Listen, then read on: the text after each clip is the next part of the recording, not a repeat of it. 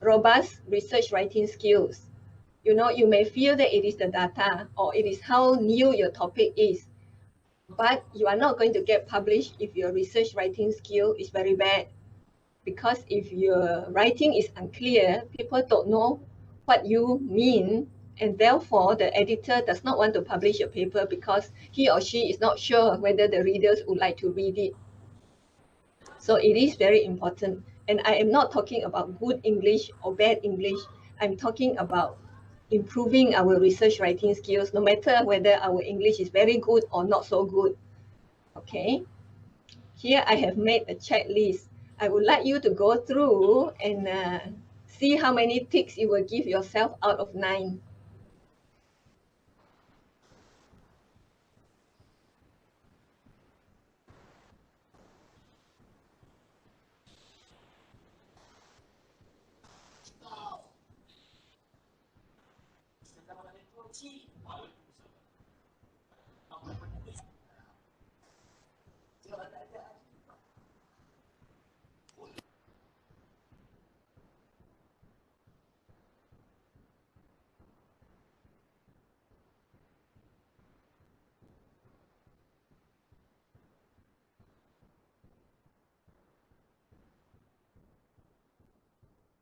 Okay, are you done? How many ticks did you give yourself, Tanaraj? But doctor is still on the first page, right? Really? First, yeah. Oh dear. Okay. This one you're not seeing. Have you seen three robust skills? No, no. No. We are still on first slide. No, doctor, we are still on this. Okay, Yeah, now so it is. Now Now we it's can published. see. Now we can No, see. I think maybe I don't do the full slide sharing because it always gives problem. So I just do like this, then you will see. Now you see the photo of Tanaraj and I? Yes. Let's move. Yeah. Then you see the part where I talk about workshops being a help. And Yes. Focus in. these are the 3 skills. Okay. Okay. Now it's And this is the checklist. Okay, now you look through and see.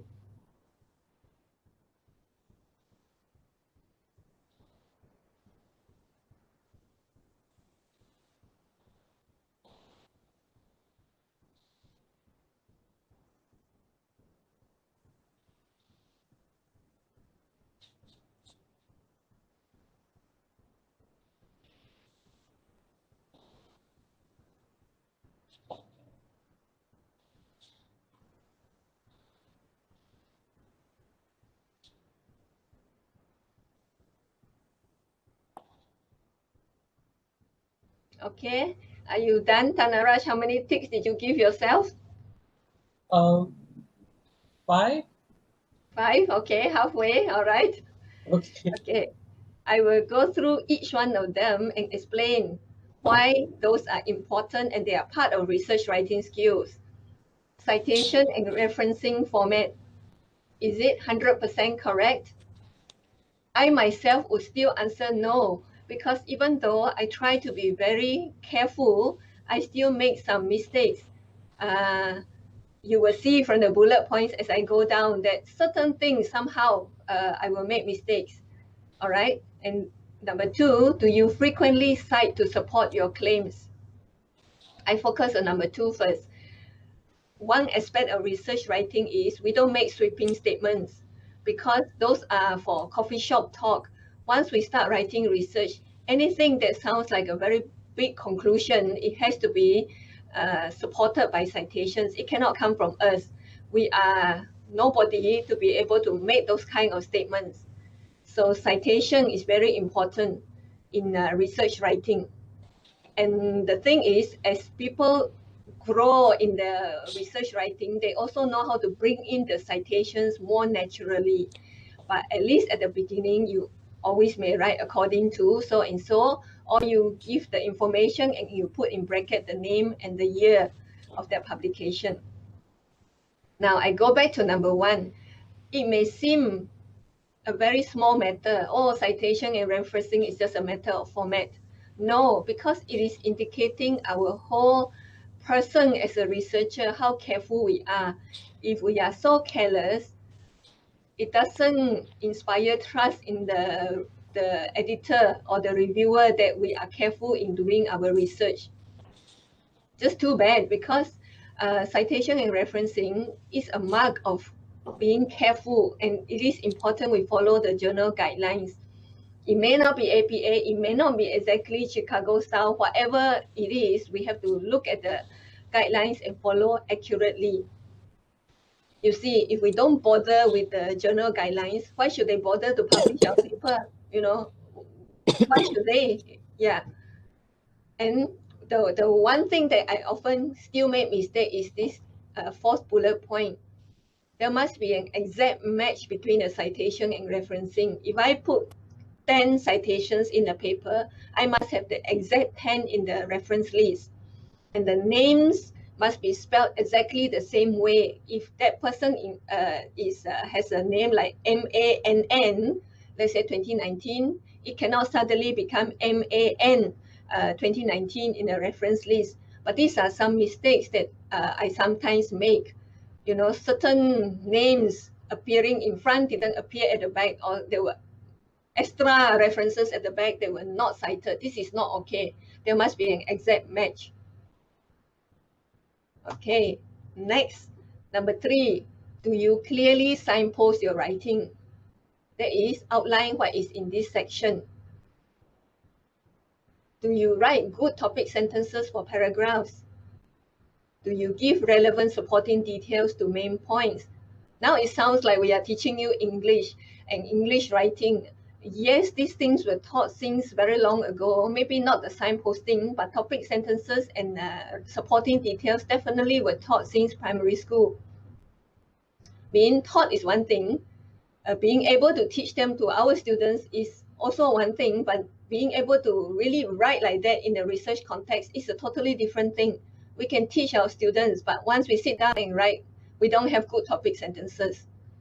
Okay, I go to number 3, the signposting. When we are in a certain section, it has become a habit for me to announce to this unseen audience why I am writing this section, why I am including certain kinds of information in this section.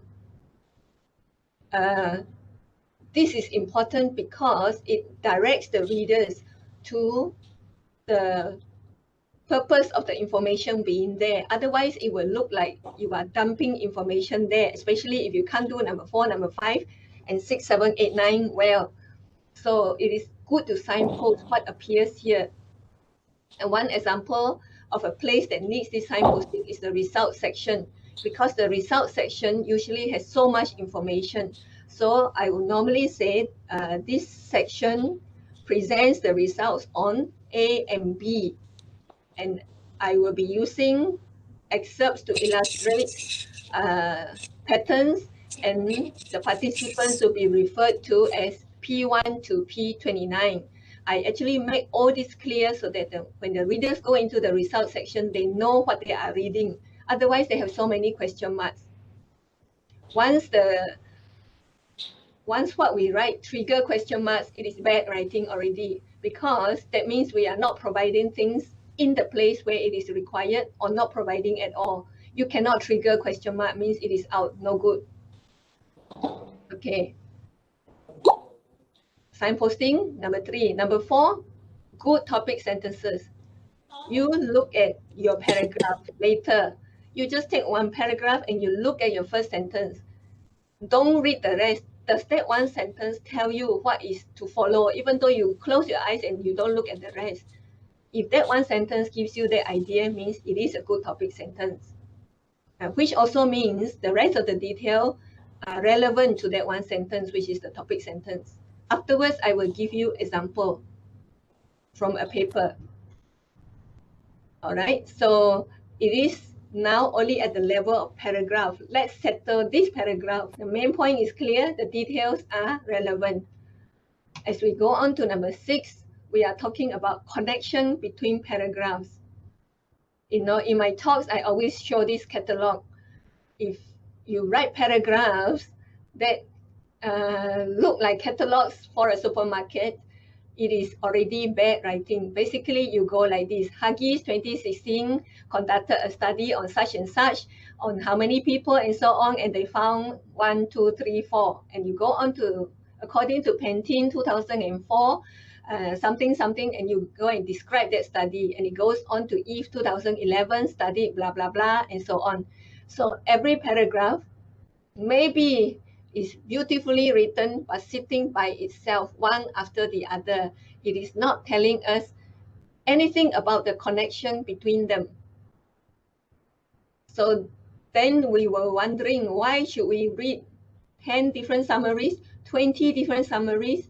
It doesn't help us to understand the topic you are describing. So this also goes back to your outline just now, your signposting. This section presents the review of findings on whichever topic in order to show that this certain theory is still applicable in the study or whatever now. Sometimes I do that. Then people know that this set of findings is to prove that this theory is still relevant. You know, one of the questions reviewers like to ask, you are using this old code switching framework from Gumpers 1982. How is it still relevant now? Well, I have lots of evidence to show that it is still relevant now. Although in the later study, when I used the framework on the social media messages, the code switching there, it cannot really explain whatever is there, because 3 of the functions are a bit different in social media communication. So a justification is always required. And then, so this is why I say you signpost what is the purpose of this section. Because your lead review can have different kinds of information inside. Now, can you connect the idea in different paragraphs?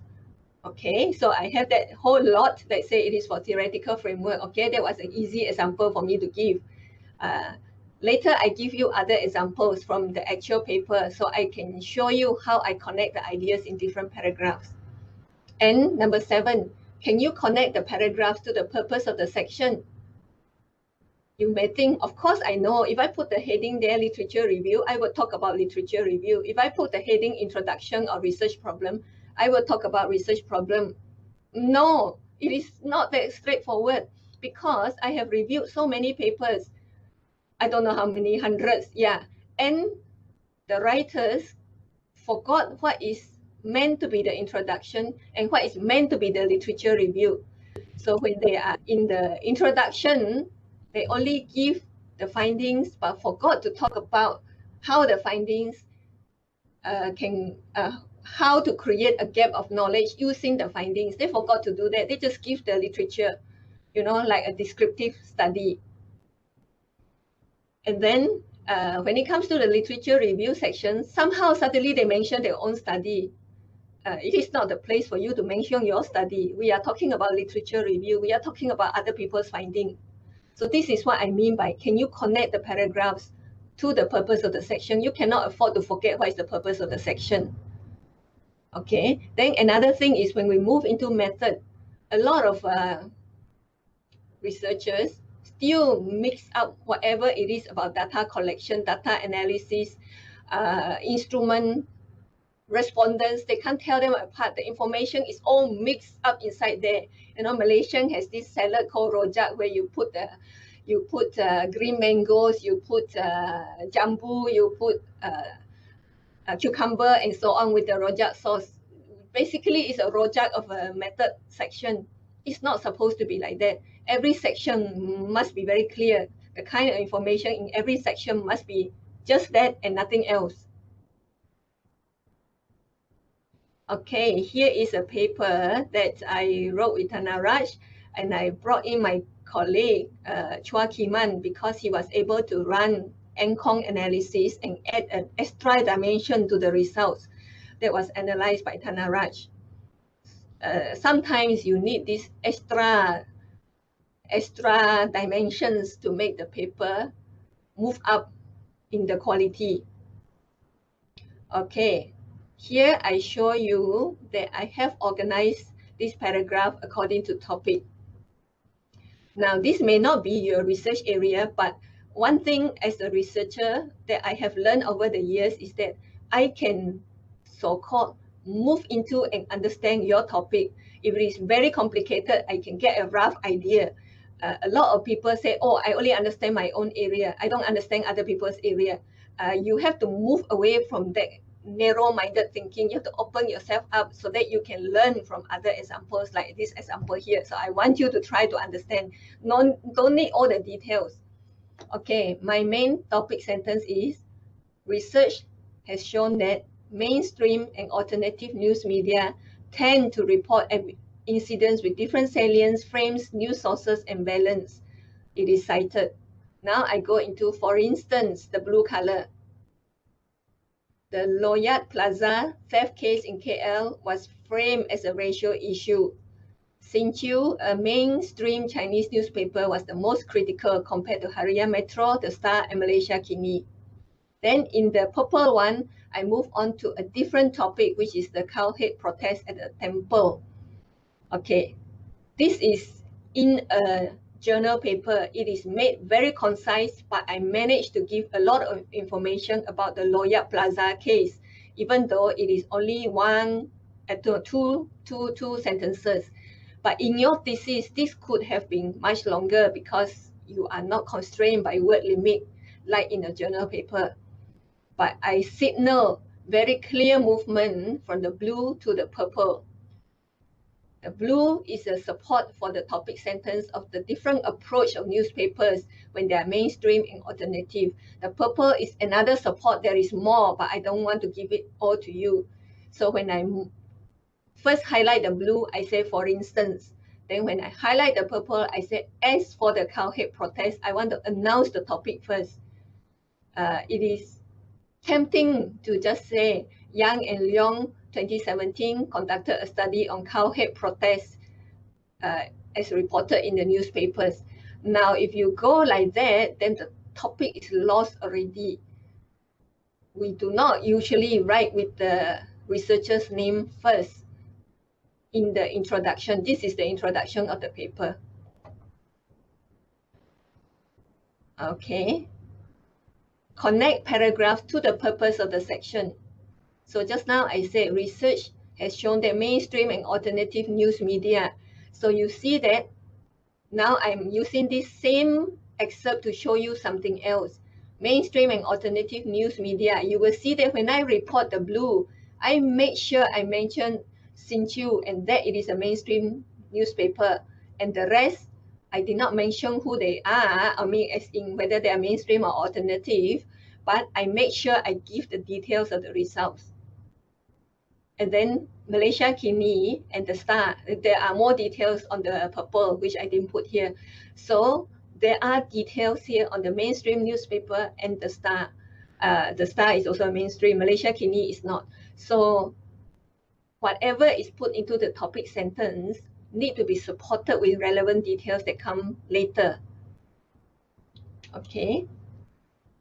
Number 8. But before I go into that, I will now show you a different paper because I think examples are the best for illustrating something. Okay, share, application, window. Okay, good. All right. I think you should be able to see the paper published in English for specific purposes. Can you? Yes, we can. Okay, this is an ISI paper, and this is the work of a master's student, Yo Jingyi.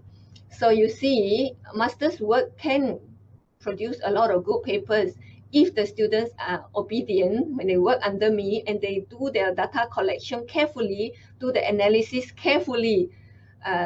The writing of the paper, the students may not have the skill, but they can do a first draft, and after that, I can improve it until it gets to ISI standard.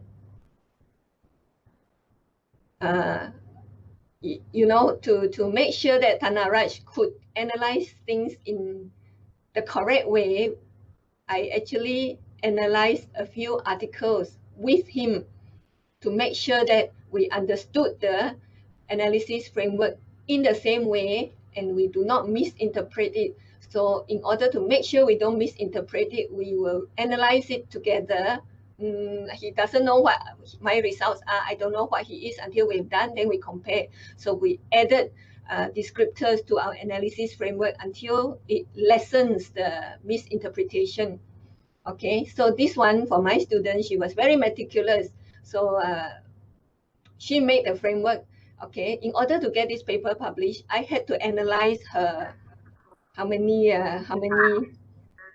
thousands of personal pronouns and questions. At first, I didn't want to do it. I was trying to get away from it because it is very tedious to go through the almost 40,000 word corpus.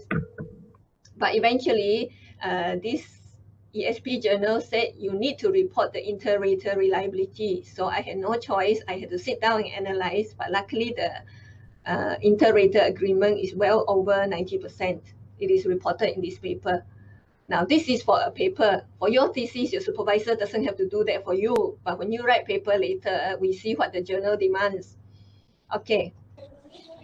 I use this to show you that you must have a connection between things you write. So you see I have put in pink the topic or the variable, personal pronouns for student engagement. Okay, now you see here in pink for the very first paragraph, the role of personal pronouns in engaging students with lecture content. That is your title. Surely you have to start with this. You cannot start with something so broad as in, for example, interactivity in lecture. That would be a bit too far already. The title says this, I start with this. I know in the past I did start with interactive lectures, but many rejections and many comments by reviewers later, it got to this very focused writing.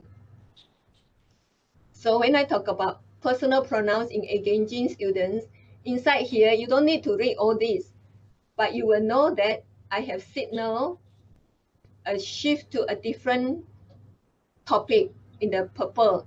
Another line of inquiry has concentrated on traditional techniques such as lecturer questioning. Basically, in the first part, I talk about those things that are not so relevant to me. They even use clickers because it's also interactive. So the one not so relevant, I talk about it first. Questions also not so relevant. Then when I come to this part, besides question, the use of personal pronouns also indicate interactivity in lectures. So you see in the first paragraph, I move very quickly from the broad area to my topic, which is personal pronouns. You cannot stay on the broad topic for so long, which is the problem with a lot of new researchers, because they somehow do not know the readings in their own topic, but they somehow know the readings in the broader topic. And I kind of know why. It is because when you read the papers, you like the introduction of other people. So you borrow all those ideas, and therefore your citations are all stuck on the broad topic, but not on your own research problem. Okay. Now, okay, pink color again, personal pronouns engagement feature in academic writing. You must remember my topic is lectures. So this is academic writing. I need to prove that I know personal pronouns are used in the academic context, but it's for writing. And from there, I move on to, it is used in academic speech, pronouns in academic speech, and I give the whole lot of findings. Now, how do I move to the gap of knowledge? I want to talk about the discipline being different, because you remember in my title, I have arts and science lecturers. So I tell the readers that yes, there are disciplinary differences for lecturer questioning, but we do not know about interactivity. That is the gap of for my study. So now, when I go to the theoretical framework, it is back to personal pronouns to engage students. You keep announcing this in the start. This is very important. Okay, so this one I only want to show you until here. Okay, minimize this. So it's stop sharing this one, share the other one. Okay. It's very important to make the writing very, very clear to the readers. and you see the main job is done by the topic sentence, but of course I make sure that the details that follow are relevant. It is very important. Yeah, this one was just now when I was talking about whether the information is in the correct place. So just now I thought about the method section being a rojak or a mix of information. Let me just ask you, where should you report the participant description, percentage of female and male percentage in different ethnic groups and so on? Where should you report that? In the paper? Methods of study. Yeah, it should be method of study. Very good.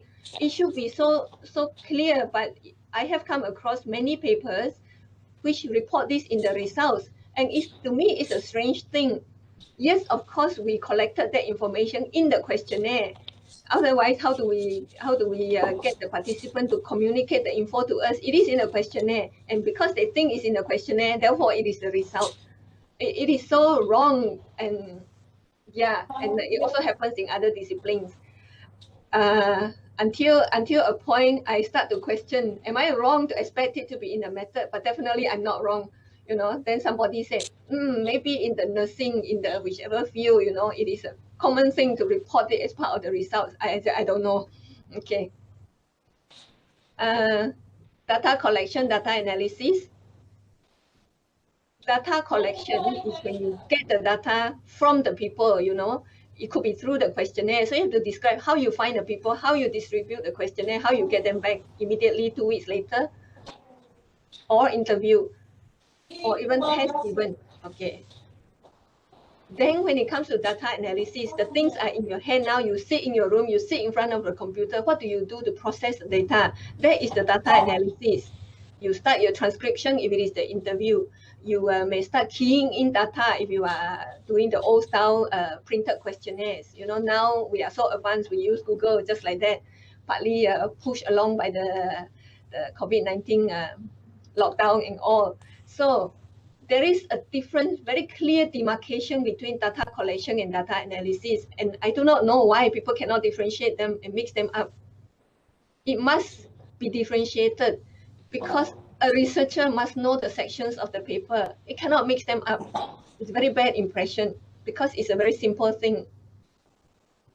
Okay, this is from my observations from reviewing a lot of papers and theses. Research design, you may or may not state, or if you state, you may or may not give justification. But if you state it, you should give a justification why it is the best design to study your phenomenon there. Now, if you mention mixed method or case study, both of it will use 2 or more data collection techniques. You have to have results for each, and you have to treat both of it as almost equally important. But what I found is a lot of people use the term mixed method as an excuse because they thought that they could not do a good study using questionnaire alone. So they pretend to include interview and they don't even report how they analyze the interview data.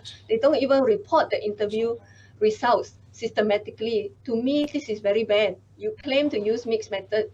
Basically, you're giving people bullets to shoot you. So you say it's mixed method. You say why it's good to study both the quantitative data and the qualitative data with concrete reasons. Then you have to prove it all the way through, and it has to appear in the results. I have often used case study, and I often cite Robert In, but I have to show that my study conditions fulfill the characteristics of a case study. It is not just citing somebody and leaving it there. You can cite somebody, but if your study don't fulfill that, yours is still not a case study. So that justification is very important. Participant information that is often missing is the selection criteria. For good papers, we want to know why certain people are included in the study and what kind of people are excluded from the study. This is important to be stated. Of course, when we did the study, we probably have that criteria in our head, but it is not announced. Well, you have to announce it. A good paper announces it. Because if other people were to repeat the study, the selection criteria is very important to make sure that they select similar kind of participants. So when they compare findings with us, we know we are talking about both oranges. Instrument, what are the constructs? Don't just say, oh, a questionnaire of 40 items were used and the items were Likert scale, 5-point Likert scale. Yes, that is important. But a questionnaire is to measure something, is to collect data on something, on the variables. So the variables need to be announced. And if they're adapted from somebody, they have, well, you have to say where it comes from. It is important. And even the simple word adopted and adapted, I don't think you should mix them up because then it shows your carelessness again. If you adopt a child, you don't change the child, you take the child as he or she is. So you adopt a questionnaire, you don't change anything. You cannot say, I adopted the questionnaire from X and I changed such and such. That means you are showing people you don't know the meaning of the English word adopted. Adapted means you make some changes. For your thesis, you have to outline all the changes. For the paper, there's no place to do that. Data collection procedures, the ethics need to be explained. Certain journals expect that. But in any case, the important details need to be described. Of course, in a thesis, it should be very detailed, but in the paper, only the crucial details. You know, like the questionnaire, is it collected immediately or 2 weeks later? Any reminders sent or not? I think that's very important. Data analysis, sometimes we don't need to spend so many words on this, especially if there is a word limit, because the kind of data analysis done will be shown in the results. But for myself, I will usually write 2 to 3 sentences because I want to show that I tell people what I am looking for in the data. Can you connect the various sections of the paper to the aim and objectives of the study? Yes, this may seem very simple, but for some people, as they move away from the page 1 of the paper, where they put the aim and objectives of the study, or the page 2, by the time they reach the method, they already forgot their objective, as in when they describe the instrument, they did not give any indication what section is collecting data for which objective. You do not have to announce it like in the thesis, but the words used, we will know. If you talk about language use in your objective and you talk about the section B being language use, we know that section B is collecting data for that objective on language use. That kind of thing is very important, because if you have an objective on language use and you have no instrument to collect it, how on earth do you get results in the end? Now, the results, sometimes we collect so much data, okay, and you want to report everything in the results. You have to take from what you want to take from your thesis to write in the paper. You don't take everything. If you take everything, the paper will be too long. No journal will publish it. So you have to section it somehow or find a way to write it so that it is more succinct. But you must remember the objectives, because they will not be exactly the same as your thesis. And this is very important, because once you write a paper, it is not just transferring sections of the thesis to the paper, just lock, stock, and barrel. Definitely there is a change, because the paper is not the whole thesis. So definitely the emphasis is a bit different.